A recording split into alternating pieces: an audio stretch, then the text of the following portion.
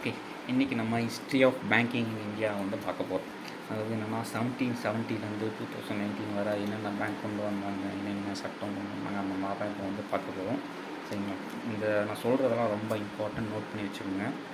Okay, start பண்ணிடலாம். First வந்து நம்ம இந்தியாவில் வந்து கொண்டு வரப்பட்ட பேங்க் வந்து பேங்க் ஆஃப் ஹிந்துஸ்தான் அப்படின்னு கொண்டு வராங்க. இது எப்போனா 1770 வந்து கொண்டு வரப்படுறாங்க. இது யாரால் வந்து கொண்டு வரப்படுதுன்னா பிரிட்டிஷ் கவர்மெண்ட் தான் கொண்டு வராங்க. சரி, நாட்டில் ஒரு பேங்க் இருந்தால் போதாது. அதனால் என்ன பண்ணுறாங்கன்னா 1806 வந்து பேங்க் ஆஃப் கல்கட்டான்னு ஒன்று கொண்டு வராங்க. சரிங்களா? நெக்ஸ்ட்டு வந்து இவங்க என்ன பண்ணுறாங்கன்னா 1809 வந்து பேங்க் ஆஃப் பெங்கால், அதாவது பேங்க் ஆஃப் கல்கட்டாவில் இருந்து பேங்க் ஆஃப் பெங்கால் வந்து நேமை மாற்றுறாங்க 1809. நெக்ஸ்ட்டு வந்து ஒரு 30 வருஷம் கழித்து 1840 வந்து பேங்க் ஆஃப் பாம்பேன்னு வந்து கொண்டு வராங்க. அதுக்கப்புறம் 1843 வந்து பேங்க் ஆஃப் மெட்ராஸ் அப்படின்னு வந்து கொண்டு வராங்க. சரி, இந்த ரெட் கலரில் வந்து மார்க் பண்ணியிருக்கலாம். இது பேர் வந்து மார்க் பண்ணியிருக்கலாம். இந்த 3 பேங்க் இதுக்கு வந்து பேர் என்ன வைக்கிறாங்கன்னா பிரசிடென்சி பேங்க்குன்னு சொல்லிட்டு வைக்கிறாங்க. நெக்ஸ்ட்டு வந்து 1770 1862 இதுக்குள்ளே இந்த இயர்க்குள்ளே வந்து கொண்டு வர பேங்க்லாம் வந்து சிங்கிள் ஸ்டாக் பேங்க்கு அப்படின்னு சொல்கிறாங்க. சிங்கிள் ஸ்டாக் பேங்க்னால் என்னென்னா ஒரு தனி நபரால் இன்வெஸ்ட் பண்ணி நடத்துகிறது தான் சிங்கிள் ஸ்டாக் பேங்க். சரிங்களா? நெக்ஸ்ட்டு வந்து ஜாயின்ட் ஸ்டாக் பேங்க்னால் என்னென்னா ஒரு 4 பேர் இன்வெஸ்ட் பண்ணி அந்த பேங்க்கை ரன் பண்ணுறது தான் ஜாயின்ட் ஸ்டாக் பேங்க். இந்த ஜாயின்ட் ஸ்டாக் பேங்க் வந்து எப்போ கொண்டு வராங்கன்னா 1863 வந்து கொண்டு வராங்க. 1865 வந்து அலகாபாத் பேங்க்குன்னு கொண்டு வராங்க. இதுதான் வந்து ஓல்டஸ்ட் ஜாயின்ட் ஸ்டாக் பேங்க். இந்த பாயிண்ட் வந்து ரொம்ப இம்பார்ட்டன்ட். இது வந்து ப்ரீவியஸ் இயர் கொஸ்டின் வந்து கேட்டிருக்காங்க. சரிங்களா? நெக்ஸ்ட்டு வந்து 1894 வந்து பஞ்சாப் நேஷ்னல் பேங்க்குன்னு வந்து கொண்டு வராங்க. அது வந்து லாகூரில் வந்து எஸ்டாப்ளிஷ் பண்ணப்படுது. நெக்ஸ்ட்டு வந்து 1911 வந்து சென்ட்ரல் பேங்க் ஆஃப் இந்தியான்னு வந்து கொண்டு வராங்க. இது வந்து நம்ம ஃபுல் அண்ட் ஃபுல் இந்தியாவால் மேனேஜ் பண்ணப்படுது. சரிங்களா? இந்தியன் பீப்புள்ஸால் ரன் பண்ணப்படுது. நெக்ஸ்ட் வந்து உங்களுக்கு தெரியும் 1913 1917 வரைக்கும் ஒரு வார் நடந்துச்சு, ஒரு வேர்ல்டு வார் நடந்துச்சு. அந்த டைமில் வந்து ஒரு 94 பேங்க் வந்து கிட்டத்தட்ட ஃபெயில் ஆகிடுச்சு. சரிங்களா? அதில் வந்து என்ன பிரிட்டிஷ்காரங்க வந்து என்ன பண்ணுறாங்கன்னா 1921 வந்து பிரசிடென்சி பேங்க்குன்னு சொன்னதில்ல, அந்த 3 பேங்க்கையும் சேர்த்து மர்ஜ் பண்ணி ஒரு சிங்கிள் பேங்க்காக மாற்றுறாங்க. அதுக்கு அவங்க நேம் என்ன வைக்கிறாங்கன்னா இம்பீரியல் பேங்க் ஆஃப் இந்தியா. சரிங்களா? இதை வந்து 1921 வந்து கொண்டு வராங்க. நெக்ஸ்ட்டு வந்து 1926 ஹில்டன் யங் அவர் வந்து ஒரு ரிப்போர்ட் வந்து கவர்மெண்ட்டுக்கு வந்து சப்மிட் பண்ணுறாரு. அந்த ரிப்போர்ட்டில் வந்து என்ன எழுதியிருக்குன்னா ஒவ்வொரு கண்ட்ரிக்கும் ஒரு சென்ட்ரல் பேங்க் வேணும், அந்த பேங்க்கு தான் எல்லா மணியும் வந்து கண்ட்ரோல் பண்ணணும் அப்படின்ட்டு அந்த ரிப்போர்ட்டில் வந்து எழுதியிருக்கு. சப்மிட் பண்ணுறாரு. ஸோ இதை சப்மிட் பண்ணிட்டு ஒரு கொஞ்சம் வருஷத்துக்கு கழிச்சு 1934 வந்து ஆர்பிஐ ஆக்ட் வந்து கொண்டு வராங்க. ஆக்ட்னா என்னென்னா சட்டம். என்னென்னா பேங்க்லாம் இந்த ரூல்ஸ் தான் ரன் ஆகணும், ஒரு செட் ஆஃப் ப்ரோட்டோகால்ஸ் மாதிரி இந்த ரூல்ஸ் படி தான் ரன் ஆகணும் அப்படின்னு சொல்லிட்டு 1934 வந்து கொண்டு வராங்க. கொண்டு வந்த 1935 வந்து ஏப்ரல் 1 வந்து ஆர்பிஐ வந்து எஸ்டாப்ளிஷ் பண்ணப்படுது. அதாவது எங்கன்னா கல்கட்டாவில் ஹெட் குவார்ட்டர்ஸில். ஸோ அப்போ அங்கே என்ன நினச்சாங்க தெரியல, என்ன பிரச்சனையே தெரில. 1937 வந்து ஆர்பிஐ ஹெட் குவார்ட்டர்ஸை வந்து மும்பைக்கு வந்து ஷிஃப்ட் பண்ணுறாங்க. எங்கன்னா கல்கட்டாவில் வந்து மும்பைக்கு வந்து ஷிஃப்ட் பண்ணுறாங்க 1937. இது ரொம்ப. நெக்ஸ்ட்டு வந்து 1946 வந்து ஃபஸ்ட்டு டிமானிட்டைசேஷன் நடந்திருக்கு. இந்த கேள்வி ரொம்ப முக்கியம். அவங்க கேட்பாங்க எத்தனை டைம் வந்து டிமானிட்டைசேஷன் வந்து நடந்திருக்கு அப்படின்னு கேட்பாங்க. 3 டைம்ஸ் நடக்குது. அதில் ஃபஸ்ட்டு டைம் வந்து 1946 வந்து நடந்திருக்கு. சரிங்களா? நெக்ஸ்ட்டு 1949 வந்து ஆர்பிஐ வந்து நேஷ்னலைஸ் பண்ணப்படுது.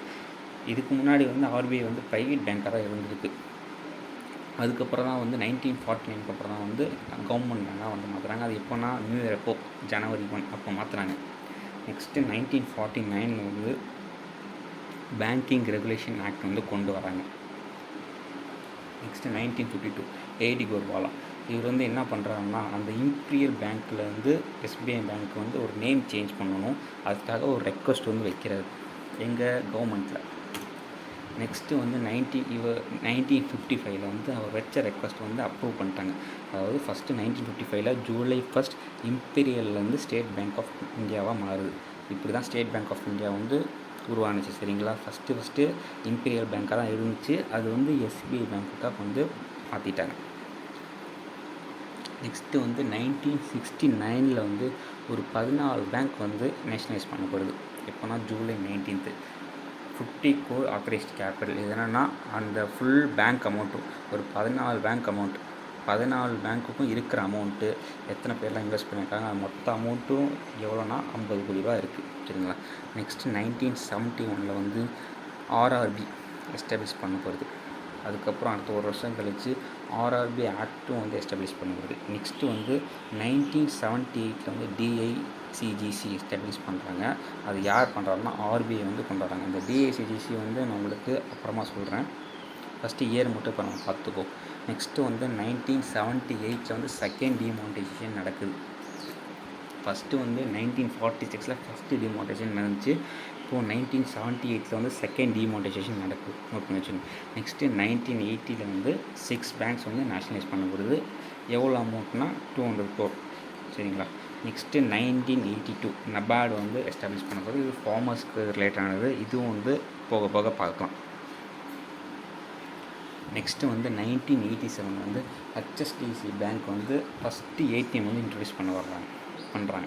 நெக்ஸ்ட்டு வந்து 1990 வந்து சிட்டி எஸ்டாப்ளிஷ் பண்ணும்போது 1992 வந்து எஸ்சிபிஐ ஒரு ஆர்கனைசேஷன் வந்து கொண்டு வராங்க. இந்த எஸ்சிபிஐ இம்பார்ட்டன்ட் தான். இதுவும் வரக்கூட வீடியோஸில் பார்க்கலாம். நெக்ஸ்ட்டு 1994 வந்து ஐசிஐசிஐ வந்து எஸ்டாப்ளிஷ் பண்ணப்படுது.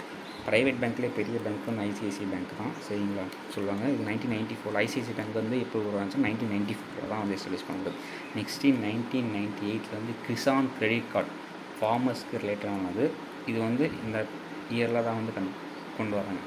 நெக்ஸ்ட்டு 1999 வந்து ஐஆர்டிஐ பேசில் நார்ம் 1 அந்த ஆர்கனைசேஷன் வந்து இங்கே 1999 வந்து எஸ்டாப்ளிஷ் பண்ணுறாங்க. Next 2002 SARFAESI act.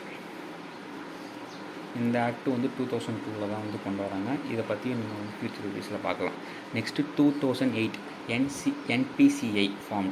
என்பிசிஐனா digital India. இந்த ஆன்லைன் ட்ரான்சாக்ஷனு மணி ட்ரான்ஸ்ஃபர் அந்த மாதிரிலாம் நடக்கிறதில்ல. இது எல்லாத்துக்கும் காரணம் டிஜிட்டல். இது எல்லாத்துக்கும் இந்த என்பிசிஐ தான்.